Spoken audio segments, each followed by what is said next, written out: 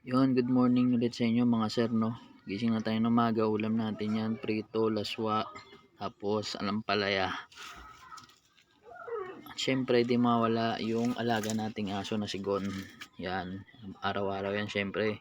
Twice a day natin siya pakainin. Kaso ngayon, nakakain kasi siya ng buhangin. Kaya nangayayat na naman siya. Kaya sa ngayon, di ko muna siya nilalabas ng bahay. Yan, bali nilagyan ko lang ng hotdog. Tapos nilamasan ko ng kanin at dog food na rin yung pagkain niya. Medyo tagirap tayo ngayon kaya walang vitamins. At yun na nga, paalis na tayo ng bahay. Bago tayo umalis, halik tayo sa ating asawa.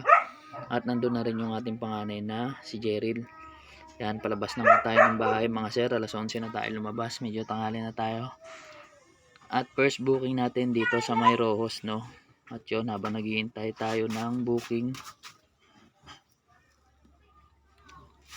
ay yun na nga, natin na natin dito sa May Takuling. Yan, binigay na natin kay ma'am. Dito. At syempre, di mawala yung top up natin. Dito na nga tayo nakapag top up sa Magsaysay, no? Yan, papasok na tayo. Basic na basic lang. Bari yan, touchscreen na rin. Talagang modern na ngayon lahat ng bagay mo, mga sir. Yan. Syempre, nag-top up tayo ng 2,000. Una, 1,000 muna. May denomination naman yan mga sir kung magkano ita-top up nyo. 500, 250, tapos yan, 2,000.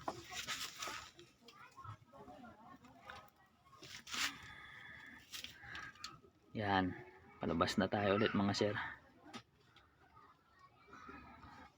At yun na nga, napakainit ng panahon. Sigurado mamaya ulan na naman to. Pinasokan na nga tayo ng booking dito sa may Golden Field, Scarborough. Ay, kala ko Scarborough. Chowking pala to. Kasi nasanay na ako Scarborough. Biruin mo ba naman, naabot ng 40 to 50 minutes yung booking dito mga sir. Yun, no? Sa kasamaan pa, lahat nga, no? Imbis na 20 minutes lang, inabot tayo ng 45 minutes dahil nabatchingan tayo. Ayan, palabas na tayo. Ihatid natin to sa may Panukoy, sa may Manville, at dito sa may eskwelahan. Yan, binigay na natin kay ma'am. Magandang tanghali po. Yan. At dito kay sir, nahulog ng langit. Bakit kamo? Siyempre, tinipan tayo ng 30 pesos eh. Yung mga ganyang bagay, napakalaki na po sa amin. At yun na nga, paglabas natin dito sa highway, sa may aning, nabukingan tayo ulit ng fresh start. Yan. Pasok na tayo ulit dito. Sabay logbook dito. Yan, booking ID, pangalan mo, at contact number mo.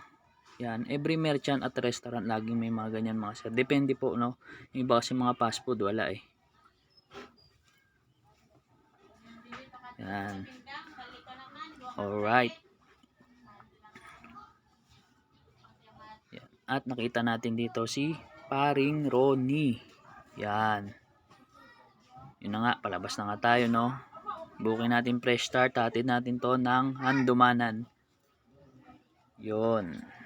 Siyempre, safety muna natin yung pagkain. Always yan, mga sir. Yan. At yun na nga, no, nakarating na tayo dito sa Handumanan, sa may Lucky Homes. Yan. Medyo maganda pa yung panahon mga sir. Ay.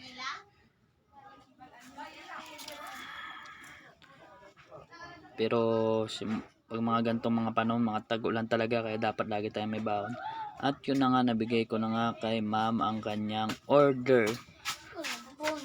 Binayaran tayo. At syempre, inabot na tayo ng tanghali.